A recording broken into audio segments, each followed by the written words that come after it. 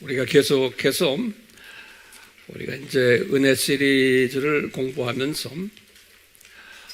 오늘은 세례 요한에 대해서 우리가 조금 살펴보려고 합니다.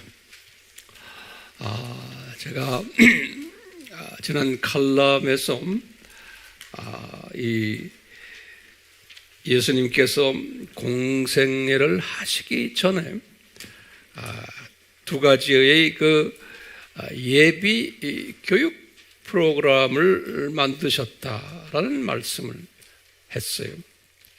첫 번째 뭐냐면 예수님이 공생애 하시기 전에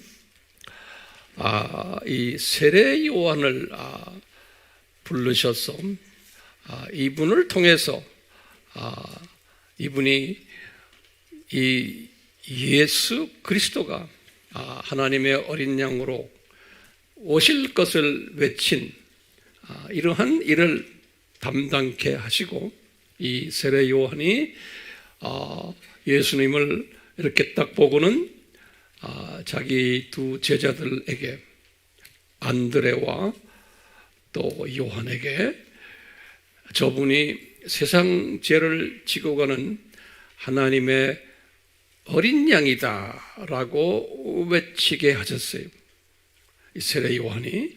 그런데 우리가 나중에 이제 공부하겠지만 이 세례 요한이 이렇게 외쳤지만, 그 예수님이 그런 분이라는 걸 이렇게 외쳤지만 마음속에는 아직도 확신이 없었던 걸 우리가 알 수 있어요.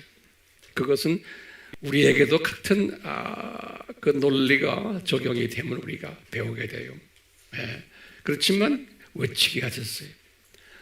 그러면서 예수님의 정체성을, 우리 예수님이 공생애를 시작하기 전에 그 예수님의 정체성이 어떤 분이라는 것을 예비로 교육시키는 일을 이 세례 요한을 통해서 사용하셨어요.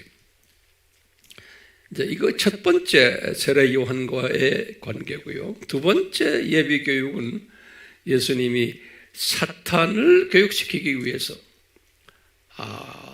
예수님께서 성령님의 이끄심에 의해서 예수님이 40일 금식을 하게 하시고, 그리고는 사탄을 예수님 앞에 딱 나타나게 하신 다음에 사탄이 예수님을 3번 시험을 하게 하면서 예수님께서 사탄에게 가르쳐 주시는 거예요. 얘야, 내가 100% 인간으로 이렇게 있지만 내가 신적 나의 그 속성을 포기하는 것이 아니란다 하면서, 내가 지금 100% 인간이지만 내 앞에서 까불지 말아라. 내가 하나님이다. 100%. 내가 네 주인이다. 너의 주님이다 라고 가르치니까 이 사탄이 거기에서 지레겁이 나가지고, 이분이 인간이 되셨는데 신성은 포기하지 않으신 분이시구나 라는 걸 깨닫고 도망가는 이야기예요.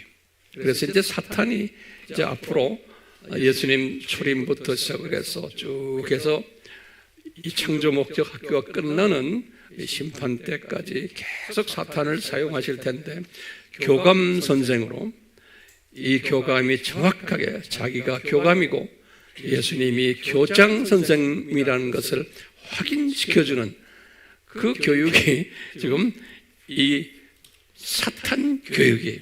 그래서 예수님이 이 두 교육 프로그램을 끝낸 다음에 이제 정확하게 이제 공생애를 이제 시작하시는 거예요. 자세한 것은 제가 칼럼에 잘 기록해 놨어요. 자, 오늘은 이 두 예비 교육 중에서 세례 요한을 어떻게 사용하셨나, 그리고 이 세례 요한은 도대체 왜 부르셨나, 또 이분은 어떤 분인가라는 것을 우리가 오늘 공부하게 돼요. 왜냐하면 이 세례 요한은 예수님의 초림을 예비하면서 예수님의 정체성을 외쳤던 분이 세례 요한이. 이 성서는 항상 이런 패턴을 주시면서 항상 우리에게 가르치는 것이 있어요. 예수님의 재림 때에도 똑같은 이런 패턴으로 재림 때에도 이런 세례 요한들을 많이 예비시킬 것을, 그래서 재림 때 예수님이 선정한 예비한 세례 요한들이 또 오실 예수님을 외치도록 이렇게 딱 디자인된 거예요. 그래서 오늘은 이 세례 요한이 1세기 때 세례 요한만이 아니고 예수님의 재림 전 오늘날에도 우리도, 저도 여러분들도 이 세례 요한이 될 수 있다라는 것을, 또 되어야 한다는 것을 우리 깨닫게 하기 위해서, 그리고 세례 요한이 어떤 모습으로 어떤 스타일로 사역을 했나를 오늘 우리가 배우면서 우리가 오늘날 어떻게 이 세례 요한을 닮아가지고 사역을 해야 되나도 깨닫게 되는 그런 시간을 가지려고 합니다. 자, 오늘 세례 요한은 그러면요, 이 세례 요한의 여러 가지 특색들이 있어요. 우리 다 부분적으로는 알고 있지만 그 특색들을 한번 하나하나 한번 적어봅시다. 첫 번째 세례 요한은 어떤 특색을 가진 분인가 하면은 구약의 제일 마지막 선지자였어요. 세례 요한이 구약 사람이에요. 그래서 이 율법 시대의 마지막 주자예요. 다른 말로 표현하면 예수님이 말씀하셨어요. 마태복음 11장 13절에 다 예수님이 하신 말씀이에요. 이게 첫 번째 세례 요한의 특색이에요. 두 번째 특색은 뭐냐면요, 구약 시대의 인물로는 가장 큰 인물이다 그랬어요. 구약 시대의 인물로는, 이 구약의 마지막 분이라고 그랬잖아요. 근데 이분이 구약 시대에 총체적으로 볼 때 예수님의 말씀이 가장 큰 인물이다 그랬어요. 예수님이 마태복음 11장 11절에 이런 말씀하셨어요. 우리가 참 이해하기 힘든 이야기들이에요. 오늘 그런 문제들을 우리가 하나하나 좀 풀어나가려고 그래요. 이게 두 번째 이 세례 요한의 특색이에요. 세 번째로는 구약 인물 중에서도 이 성육신 하신 예수님과 가까이 계시면서 동시대에 살았던 분이, 구약 시대에 많은 인물들이 있었지만 이분과 같이 동시대에 가까이서 같이 있었던 분은 없었어요. 그런 의미에서 볼 때 구약에서 가장 큰 인물로 우리가 보면 되겠어요. 몇 번째, 그 다음에 네 번째로는 이분이 성육신한 예수님을 직접 물 세례를 베푼 분이에요. 이런 분이 구약에 없었어요. 네. 다섯 번째로는 삼위 하나님이 직접 간접으로 이분에게 직접 말씀하시고 이분이 대화까지 했던 그런 분이, 우리 물 세례를 예수님이 받으실 때 삼위 하나님이 직접 이분에게 한꺼번에 같이 나타나셔서 삼위 하나님의 정체성을 이분이 받은 사람이, 이런 의미에서 특별한 분이죠. 네. 여섯 번째로는 이분이 신약 시대에 이제 들어오기 전 인물이거든요. 신약 시대를 시작하는 그런 인물을 키운 분이에요. 이분이, 이 말은 다시 말하면 신약 시대에 제일 먼저 예수님의 제자로 불림 받은 분들이 누구예요? 안드레와 요한이에요. 안드레와 요한. 요 안드레와 요한이 예수님의 제자 되기 전에 누구의 제자가 먼저 됐어요? 이 세례 요한의 제자가 됐어요. 그렇기 때문에 예수님께서 이건 의도적으로 요 신약 시대의 대표적인 첫째 되는 신약 시대의 인물들, 리더급 인물들을 세례 요한에게 먼저 주셨어요. 그러니까 이 세례 요한은 특별한 분이죠. 그래서 이분이 요한과 안드레와 요한이 순서가 그래. 안드레와 요한을 이분이 자기 제자로 만들었어요. 그래가지고 요 두 분이 어떤 영성을 가졌냐면 메시아를 대망하는 영성을 가졌어요. 요 두 분이 그 영성 위에다가 이 세례 요한이 이제 앞으로 메시아가 오실 것을 너희들이 대망하잖아. 나도 대망한단다. 그분 우리가 찾아다니자. 그래서 이분들은 그 메시아 대망의 메시아가 오실 것을 아주 기다렸던 사람들이, 그 중에 대표적인 사람이 세례 요한이고 그 밑에 두 제자가 있었는데 누구예요? 안드레와 요한이었어요. 네. 일곱 번째로 마지막으로 이렇게 했을 때 성령님께서 이 세례 요한에게 저 지금 걸어가는 저 예수 저분이 하나님의 어린 양이란다. 저 사람이 하나님의 어린 양이란다. 하나님의 모든 죄를 뒤집었을 어린 양이란다라고 외치게 하셨어요. 세례 요한이. 그럴 때 이 두 분이 있었어요. 이 두 분이 있는 데서. 그러니까 이 두 분이 이렇게 보면서 아하, 저분이 메시아구나 라고, 대망케 한 메시아구나라고 짐작하게 만든, 다시 말하면 이제 구약의 사람이 이 세례 요한이에요. 이제 안드레와 요한은 신약 사람이에요. 그렇죠? 그러니까 구약의 사람이 자기 제자를 신약의 사람으로 만들면서 연결고리로 해준 분이에요. 이 세례 요한이. 제 말 잘 따라오세요? 네. 그런 의미에서 이분이 구약시대 전반에 걸쳐 가장 큰 인물이었다. 예수님이 그러셨어요. 왜?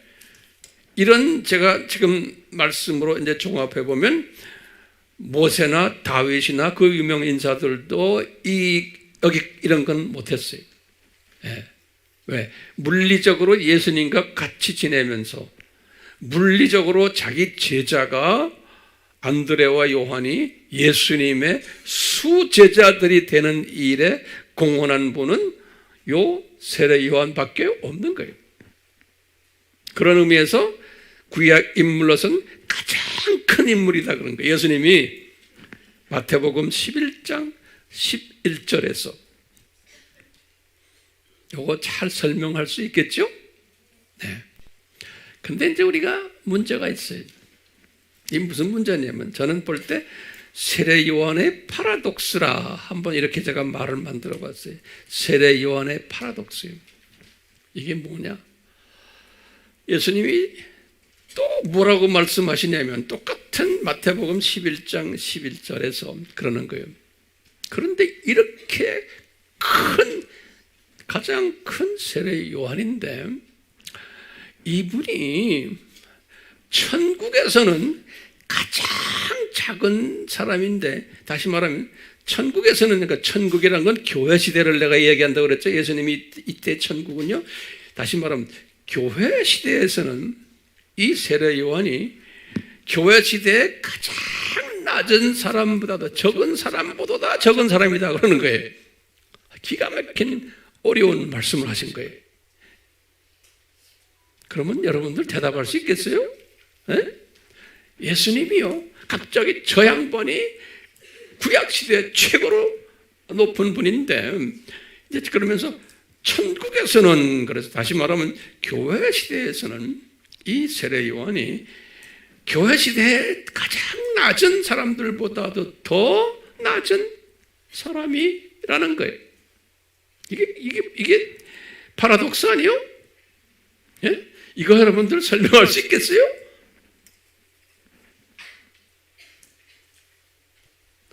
이거 제가 설명해 드리려고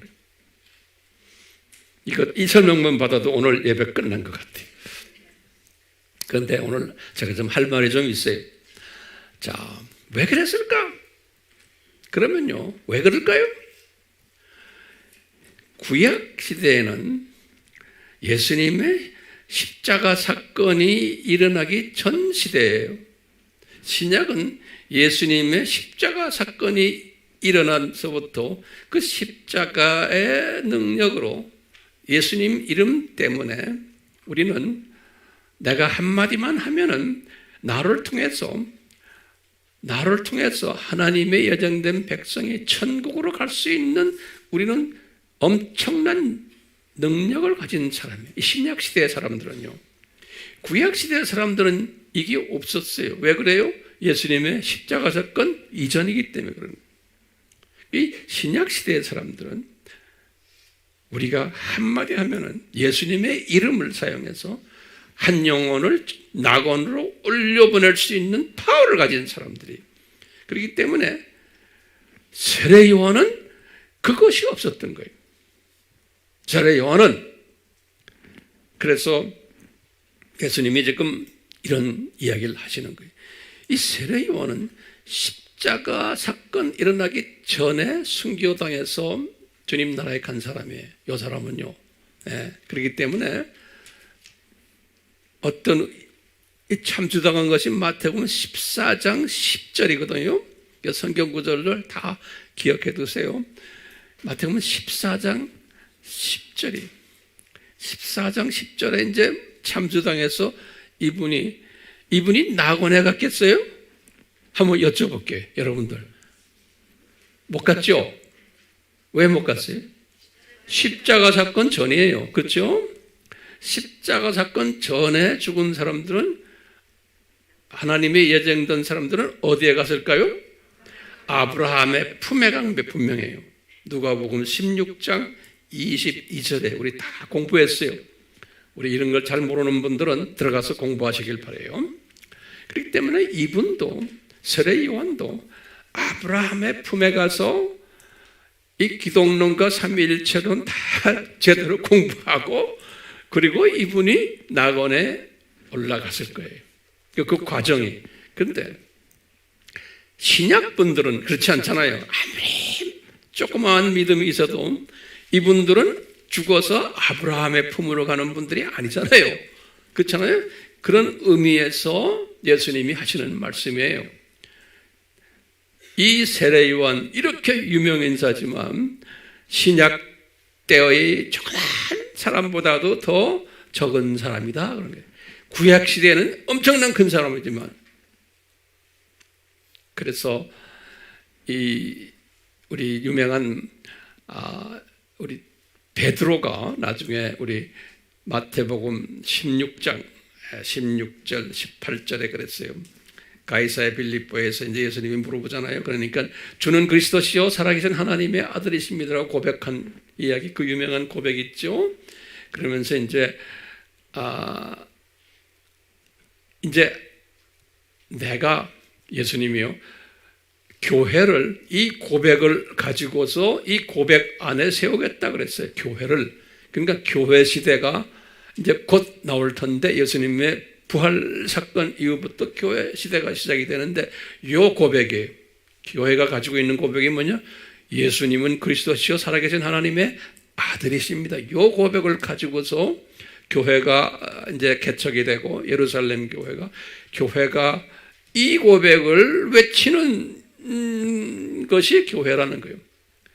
그런 의미에서 예수님이 그렇게 베드로야 너는 이제 이 고백을 가지고 교회를 개척할 터인데 내가 너한테 천국 열쇠를 주겠다는 거예요. 베드로만 가지고 있는 게 로마 가톨릭에서는 베드로만 천국 열쇠를 받았다고 하는데 아닌 거예요. 이게 뭐냐? 이 고백을 하는 사람들은 다 천국 열쇠를 가지는 거예요.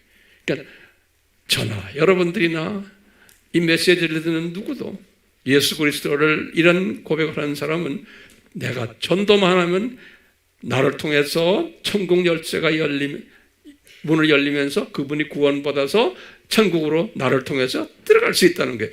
그런 의미에서 전하. 여러분들이 뭘 가지고 있어요? 천국 열쇠를 우리는 가지고 있는 사람들. 천국 열쇠를.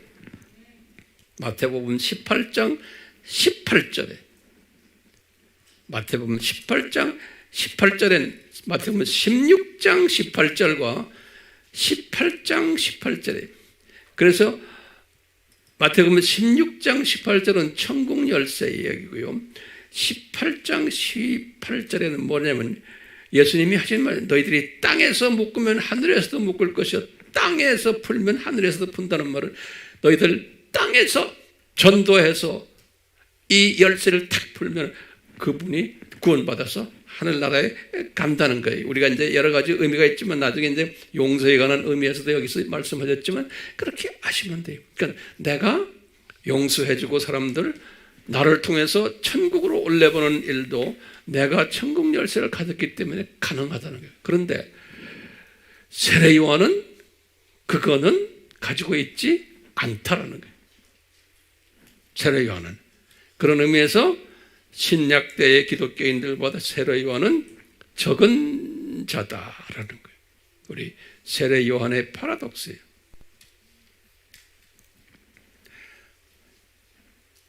잘 따라오세요? 네. 자, 그런데 우리 또 질문이 있어요. 근데 왜 이런 세례 요한을 이제 우리가 유명한 분으로 항상 모시고 있어요? 왜 이분이 유명한 분인가? 한번 우리가 딱 하면요. 이분은요, 예수님의 초림을 나팔을 불었던 분이에요. 예수님의 초림을 나팔을 불었던 분이에요. 첫 번째. 두 번째로는 이 나팔을 부는데 예수님의 초림을 나팔을 부는데 이게 자기 잘나서가 아니고 이분이 강권적으로 이 나팔수로서의 은혜를 받은 분이에요. 예. 그러니까 이 은혜가 없이는 나팔수 역할을 할 수 없어요. 예. 예. 그래서 이분은 은혜를 받은 분이다라고 생각하고 똑같이 우리도 예수님의 재림을 나팔을 불 때 은혜가 임하지 않으면 나팔을 불 수가 없다라고 보시면 돼요. 우리도 똑같이 이 세례 요한을 생각하면서 나도 작은 세례 요한이구나. 이 초림을 외쳤던 은혜 받았던 세례 요한이구나. 그러니까 오늘날도 이 세례 요한에게 베푸신 은혜가 없으면은 우리가 재림 나팔수가 될 수가 없다는 거예요. 뒤집어서 말하면 이 재림 나팔수 역할을 하는 분들은 내가 잘나서가 아니고 은혜를 받아서 그렇구나. 세례 요한에게 베푸셨던 그 은혜가 나에게도 임했구나 라고 보시면 되겠어요. 네. 자, 그러면 우리가 질문이 또 하나 있어요. 예수님, 여러분들 이 질문까지도 다 노트에 적으세요. 예수님이 전능자신데 무엇하러 이런 나팔수들이 필요합니까? 예? 그냥 초림해서 오시면 됐지. 그렇게 구약에서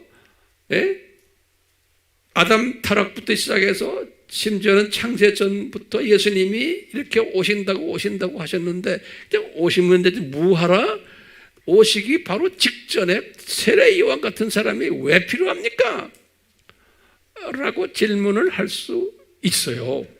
항상 우리가 질문을 던지면서 거기에 대한 답을 찾아내는 게 그게 우리 믿음을 성장시키는 거예요. 무조건 믿는 게 아니에요. 우리 이성을 주님이 주셨기 때문에. 그렇죠? 예. 제가 무슨 질문했죠? 왜 예수님의 초림 직전에 왜 나팔수를 만드셨습니까?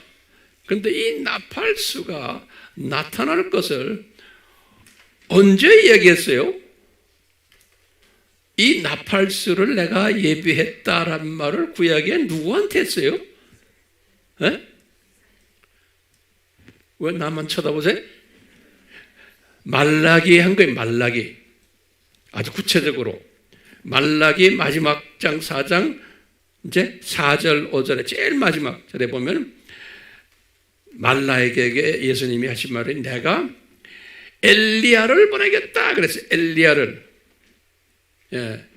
그래서 우리가 엘리야가 실제로 이렇게 성육신해서 다시 내려오나 이렇게 생각하는데 아니고 나중에 예수님이 가브리엘을 통해서 말씀하세요. 가브리엘에게 이 사가랴, 이 세례 요한의 아버지죠. 이 사람이 제사장 아닙니까? 예루살렘에서 사가랴한테 이렇게 말씀하신 거예요. 이 가브리엘 천사가 사가랴야 400년 전에 말라기한테 말씀했었잖아. 그때 엘리야를 보내준다고 그랬지? 그 엘리야가 네 아들 세례 요한이란다. 그런 거예요. 그 엘리야가 누가복음 1장 17절에 그런데 물리적으로 생리적으로 그 엘리야가 아니고 엘리야의 영 The Spirit 그랬어요. The Spirit and the power. 엘리야의 그 영과 엘리야의 능력, 권능을 가진 자다. 그 자가 나타날 텐데 그것이 누구다? 네 아들 세례 요한이다. 그러니까 엘리야의 그 스피릿과 엘리야의 파워를 가진 자가 네 아들인데 이 네 아들이 예수님의 초림을 외칠 거다 그런 거예요. 네. 자, 그러면 질문이요. 왜 이런 사람이 필요합니까? 네. 왜 그냥 오시지 뭐하라 이렇게 미리 외치는 사람이 필요합니까? 그러면 뭐라고 우리가 대답하겠어요? 지금 재림 때도 우리가 외치지 않아도 예수님이 오시는데 뭐하라 재림 때에 나가서 외쳐라 그럽니까? 똑같아요. 그렇죠? 능력 있으신 전능자 예수님이신데 저는 이런 생각을 해요. 우리 예수님께서 초림 때 초림을 외치는 자들을 특히 자 중에 대표적인 세례 요한을 주셨는데 이 세례 요한이 예수님을 외칠 때 무엇을 외쳤냐면요. 저분이 하나님의 아들이다라는 것을 외쳤어요. 누구한테요? 유대인들에게 외친 거예요. 그러니까 여러분들이 이 모든 이 문화적 역사적 사건을 잘 아셔야 돼요. 세례 요한도 유대인이에요. 유대인이기 때문에 이분들이 가지고 있는 신관이 뭐냐면 뭐예요? 성부 하나님만 유일한 하나님으로 믿는 사람들이에요. 그 문화권에서 지금 외치는 거예요.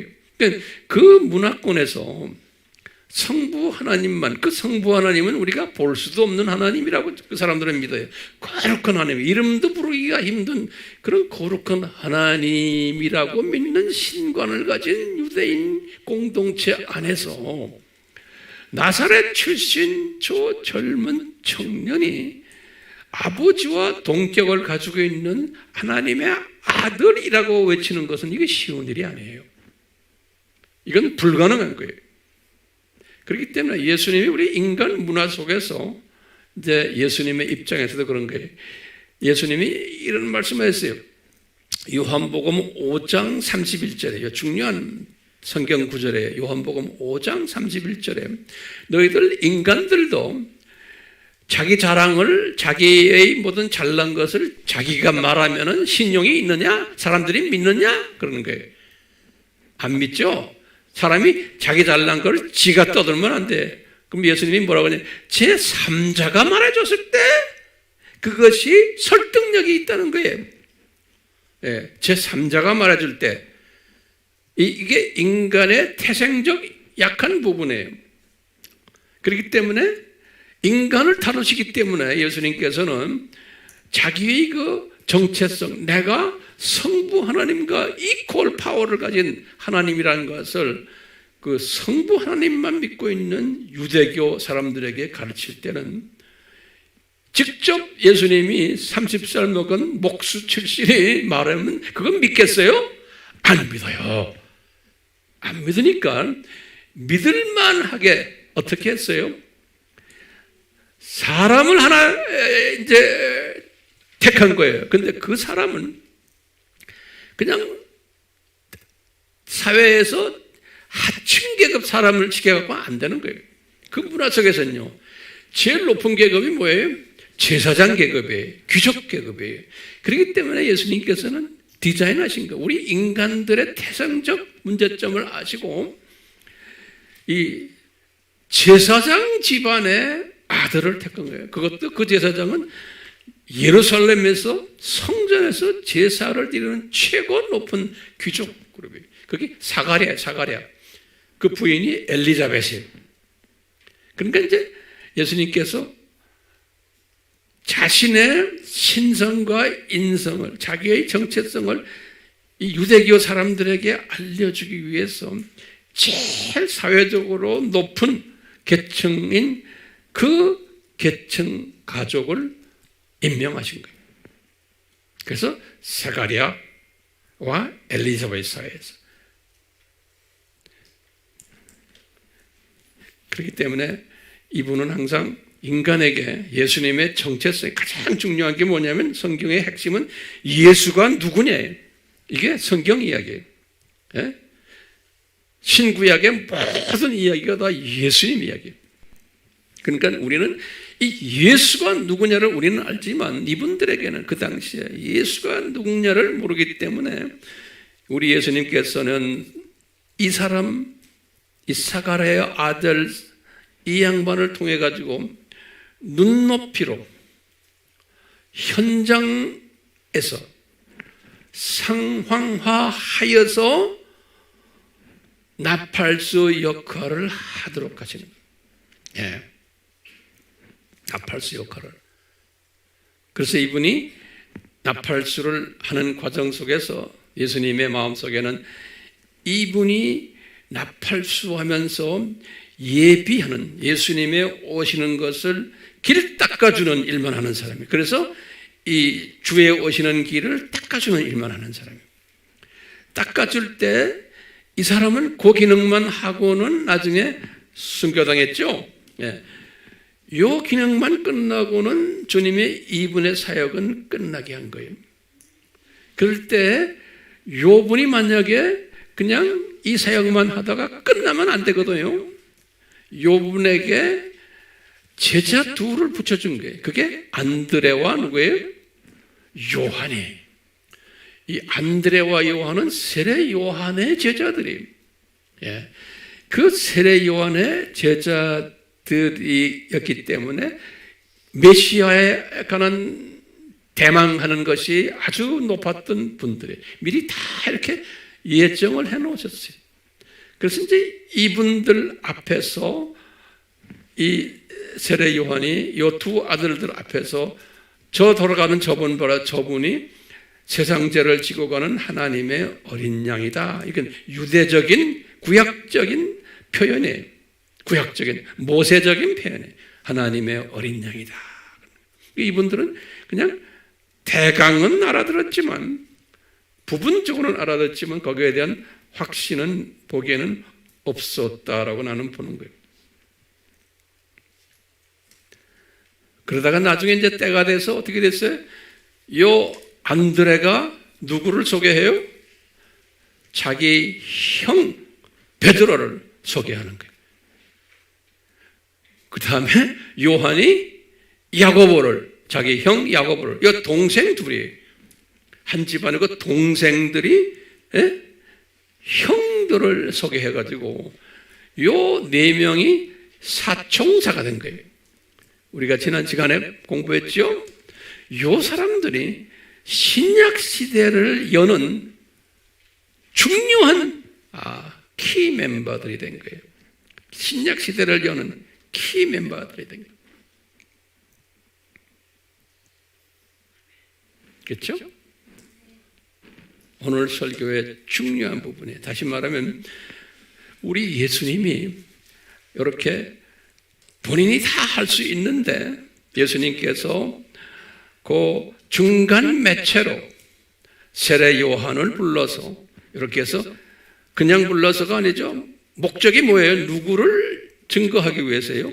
예수님이 항상 우리는 잊으면 안 돼. 예수님의 정체성을 누구한테 가르치려고요? 유대인들에게. 그러면 유대인이라 그러면 막연히 이렇게 생각하지 말고 항상 그래. 유대교를 믿는 사람들이에요. 그러면 뭐냐? 요 사람들은 유대교를 믿는 게 뭐냐? 그분들의 신관이 성부 하나님만 믿는 사람들이에요. 유일신, 삼위 하나님을 믿지 않는 사람들에게 삼위 하나님 중에 2위 되시는 분이 젊은 청년이 딱 내려와서 내가 너희들이 믿는 성부 하나님과 이퀄이다라고 말할 때 그게 먹혀 들어가겠어요? 안 들어가잖아요. 그렇기 때문에 항상 중간에 과정이 필요한 거예요. 누구를 사용했어요? 세례 요한을 사용하죠. 예.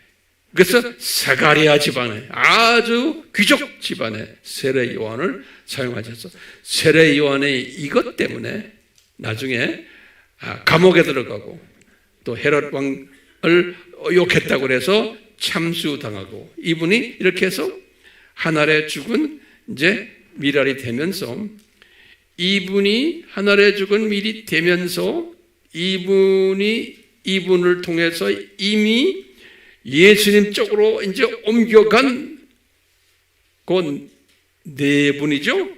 네 분 중에서 특별히 두 분이죠. 안드레와 요한이. 그렇죠? 이렇게 해서 이미 그쪽으로 넘겨가는 일만 딱 끝내고는 주님이 됐다. 이제 너는 네 사역이 끝났다는 거예요. 세례 요한의 사역이요. 자, 그렇기 때문에 우리가 오늘은요, 제가 결론적인 말씀이에요. 저나 여러분들이나 우리는 오늘날 예수님의 뭘 외치는 사람들의 재림을 외치는 사람. 우리는요, 우리는 예수님의 재림을 외치는 사람들. 그러니까 이 재림을 외치는 사람들은 이 패턴이 세례 요한 시대의 세례 요한의 패턴과 거의 같아요. 똑같이. 그래서 우리가 이렇게 말씀 공부하는 거예요.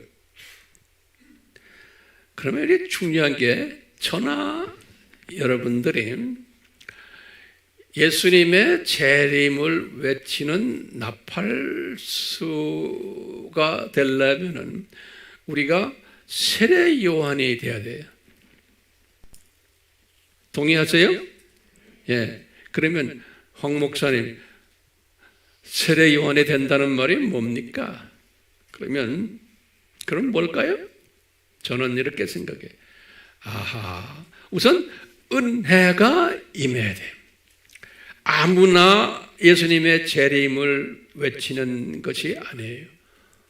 어떤 분들은 예수님의 재림을 외치지만 자기 욕심과 자기의 어떤 영광을 위해서, 자기의 어떤 이익을 위해서 외치는 분들도 분명 있을 거예요. 이제 이 세례 요한은 그렇지 않았잖아요. 그럼 여러분들 저에게 대답해 주세요. 세례 요한이 가졌던 대표적인 품성이 뭐였어요? 한번 저를 쳐다보면서 여러분들 대답해 보세요. 세례 요한에게 준 품성, 말라기에게 말했어요. 뭐예요? 세례 요한은 엘리야의 스피릿과 파워를 가진 분이라고 그랬어요. 그러니까 스피릿만 가진 게 아니고 파워까지 가진 거예요. 스피릿이란 거는 우리 건 제가 나중에 설명할게요. 오늘은 말고요. 엘리야의 영과 엘리야의 파워를 가진 분이, 그러면 이 중요한 거예요. 그러면 황 목사님 그게 무슨 소리입니까? 그러면 엘리야가 어째서요? 엘리야가 어떤 사람이요? 하고 질문 던지면 뭐라고 대답하세요? 여러분들. 네? 우리 열왕기상 18장, 17장, 18장, 19장 거기 보면 엘리야 얘기 나와요. 예, 한번 요거 결론적인 말씀이지만 잘 들으세요. 엘리야는 그 당시에 이스라엘 사람들이 몇 명이었겠어요? 200만 명이 출애굽했다 그러면 엘리야 때만 해도 엘리야가 주전 850년 분이거든요. 그러니까 한참 후에요. 그렇죠? 그러니까 200만 명이 출애굽을 해서 엘리야 시대 때 이스라엘 사람들이 몇 명이었겠어요? 그냥 마음속에 계산하세요. 200만 명은 더 됐겠죠? 많이 죽었긴 죽었지만 또 태어나고 해서요.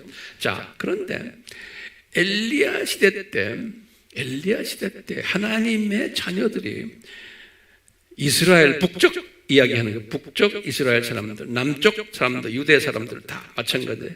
이때 보니까 바알신과 아세라 신을 섬겼던 사람들이 대부분이었어요. 하나님의 자녀들인데 우리에게 거울로 보여주는 거예요. 그랬어요. 유대교 생활을 하지만 그 안에 예언자들도 많고 선지자들도 많고 그 안에 제사장들도 많은데 이 하나님의 자녀들인데 엘리야 시대 때예요. 제대로 여호와 하나님에게 전적으로 의지하는 분들은 몇 사람이 없었다고 그랬어요. 엘리야 시대 때. 그리고 대부분의 하나님의 자녀들이 그 중에 선지자들 보니까 바알 선지자만 450명이라고 그러잖아요. 다시 말해 여호와를 믿으면서도 바알을 더 의지하는. 그 다음에 아세라 선지자를, 아세라도 바벨론 종교죠. 바벨론 종교의 세미라미스. 아세라를 믿는 선지자가 400명이라고 그랬어요. 그러니까 열왕기상 18장 19절에 그렇죠? 이런 모습이 우리 예수님의 재림 때에도 그대로 있는 것을 엘리야를 통해서 보여주는 거예요. 다시 말하면요,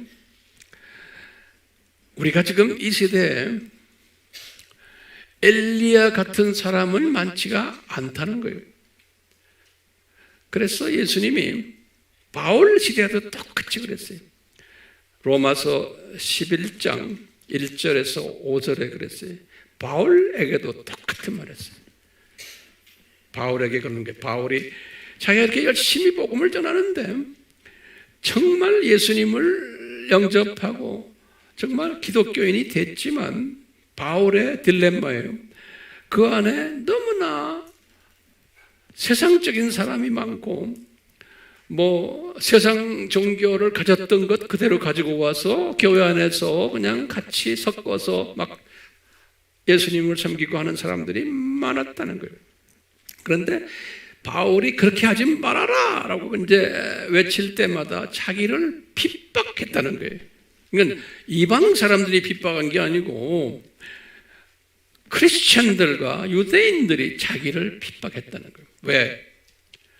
그럴 때 예수님이 바울에게 하신 말씀이 있어요.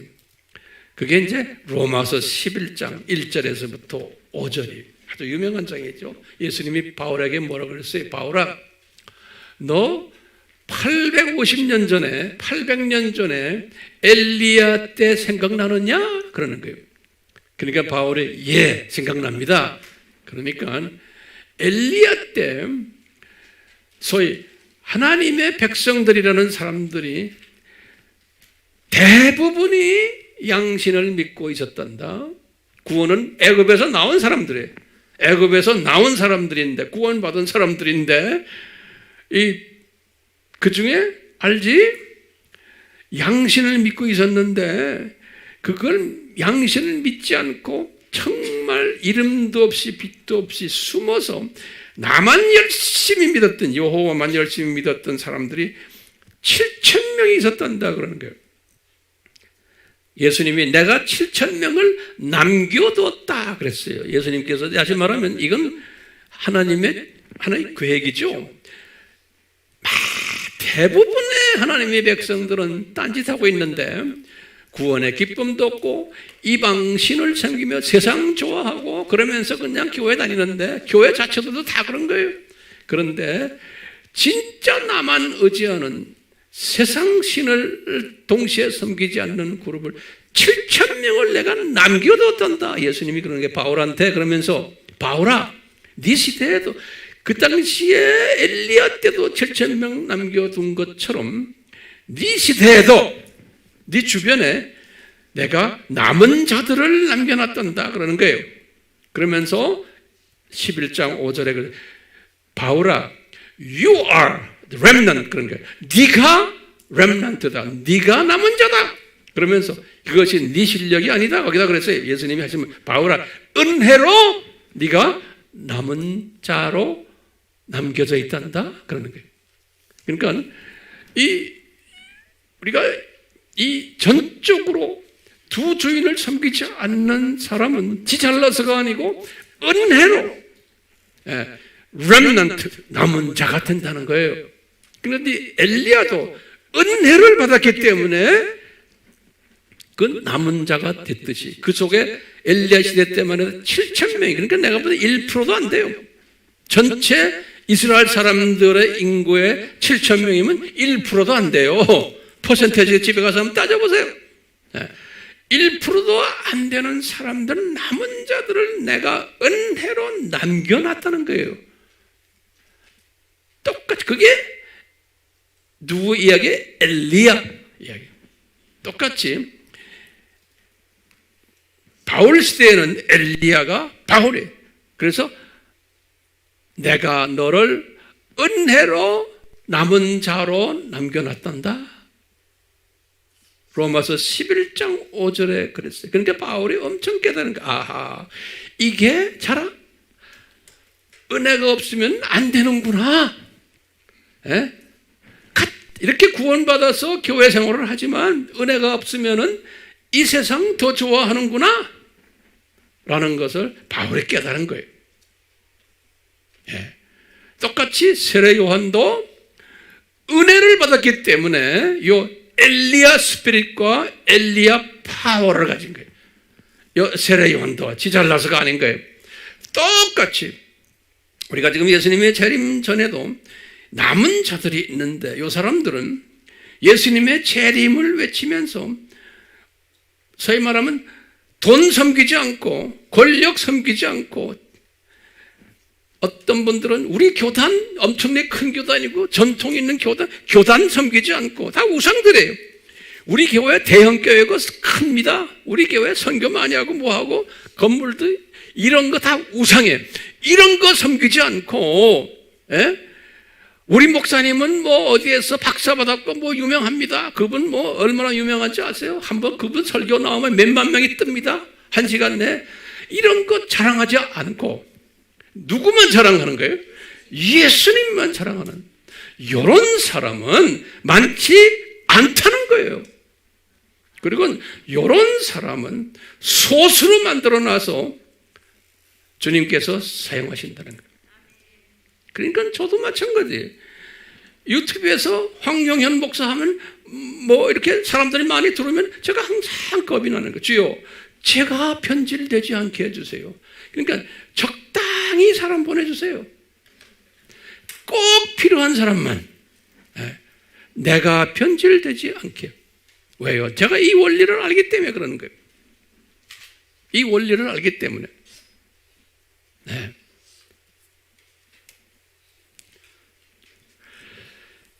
엘리야. 알겠죠? 자, 그러면 결론 중에 결론이 우리가 어떻게 살아야겠어요? 우리는 이 시대의 세례 요한이죠? 그렇죠? 이 세대의 세례 요한이라고 자청한다면은 엘리야의 스피릿과 파워를 가져야 되는 거예요. 엘리야, 다시 말하면 이 우상을 섬기지 않는, 다시 말하면 양신을 섬기지 않는 이런 사람이 되어야 되는 거예요. 그 대신에 양신을 섬기는 교회 안에 있는 크리스찬들에게 뭘 받아요? 미움받고 핍박을 받는 거예요. 엘리야가 그랬어요. 세례 요한도 마찬가지예요. 그렇기 때문에 저나 여러분들이나 유명해지면 안 되고 명예를 많이 가지면 안 되고 또 뭐예요?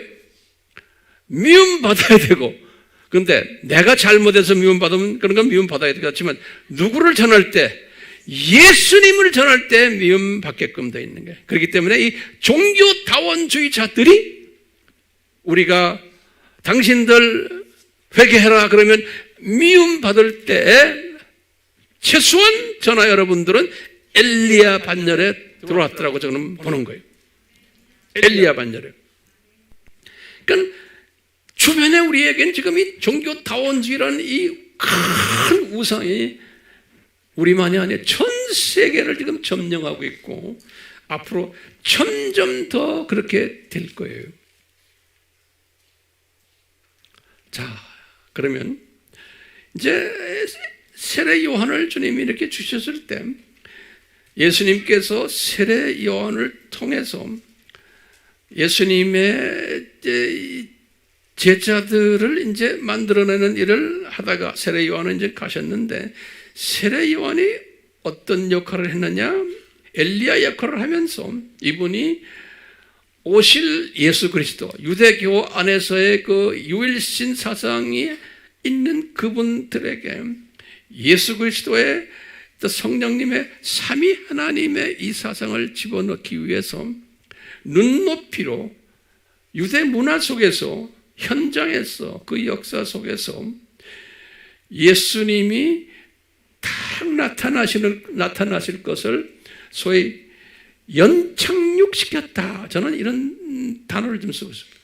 사람들이 갑자기 놀라는 게 아니고 이분을 통해서 미리 다 이야기를 자꾸 하게 한 다음에 진짜 예수님이 딱 오셔서 내가 하나님이다 라고 할 때 연착륙시키는 일, 다시 말하면 완충 역할 해주는 일을 예수님께서 이 사람을 통해서 하시지 않았나? 예?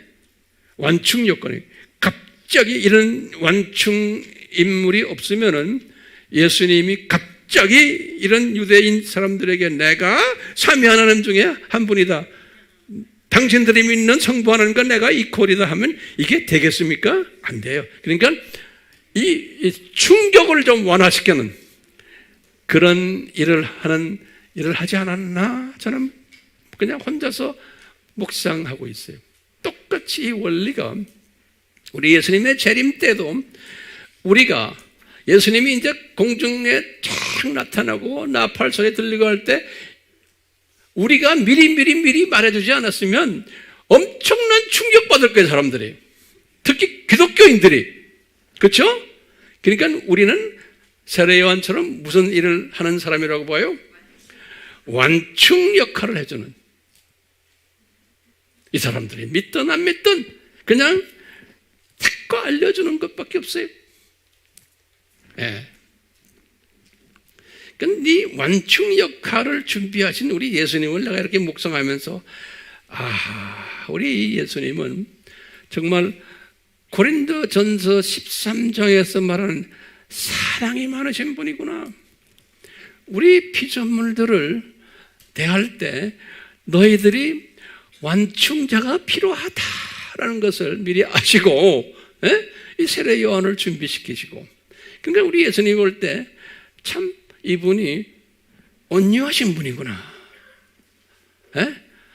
이분이 무례히 행치 않으시는구나. 우리를 이렇게 다루실 때 오래 참으면서 이렇게 하시는구나. 우리를 많이 배려하시면서 이렇게 하시는구나. 그러니까 우리가 큰 그림을 보면서 이 세례 요한을 준비하신 예수님을 이렇게 보면서 참 예수님 이런 인물을 준비하셔서 이렇게 자상하게 이분을 다루시는 걸 보면 예수님이 우리를 향하는 그 배려심이 참 대단하시구나. 나는 이걸 항상 묵상을 해요. 참 배려심이. 이분이 참 무례히 행치 않으시는구나. 우리 피조물들을. 이 묵상이 돼요? 예, 저는 이 묵상해요. 세례 요한을 이렇게 보면서. 그럼 우리도 세례 요한으로서 예수님의 마음이 그러기 때문에 사람들이 듣든 안 듣든 자꾸 완충 일을 하는 거예요. 예수님이 오신단다. 두 짐승이 뭘 한다? 산고가 뭘 한다? 듣든 안 듣든 자꾸 말해주는 거예요. 듣든 안 듣든. 그러면 예수님이 볼 때 참 잘한다. 그 사람 듣게 하고 안 듣게 하는 건 그건 내 짭이다. 니네들은 그냥 자꾸 뱉어만 내라. 안타까워하지 마시고 안 들으니까 안타까워하는 그 자체도 주님이 보고는 웃으세요. 좋아하시잖아요. 그 마음을 아시니까. 그렇기 때문에 우리는 오늘 세례 요한을 통해서 우리에게 주님이 주시는 그 메시지 잊지 말아 주시기를 다시 한번 간구합니다. 아멘. 우리 예수님 2000년 전에 왜 세례 요한을 보내주셨는지에 대해서 우리가 가지고 있는 제한된 지적 수준을 가지고 섭렵했습니다. 특히 말라기를 통해서 이거 말씀하실 때 그 엘리야를 지칭하면서 세례 요한이라고 하신 그 말씀이 오늘날 우리에게 어떻게 적용되는지도 잠깐 섭렵했습니다. 주여, 저희들이 이 엘리야처럼 두 주인 섬기지 않고 혹시 그런 모습이 저희들에게 있더라도 불쌍히 여겨주시고 우리가 날로 내 속에 있는 우상들을 하나하나 제거하는 그러한 자들 되도록 도와주시고 저희들을 통해서 엘리야의 스피릿과 파워가 날로 더 커지도록 그러한 복된 자 되도록 은혜 베풀어 주시옵소서. 예수님의 이름으로 기도드리옵나이다. 아멘.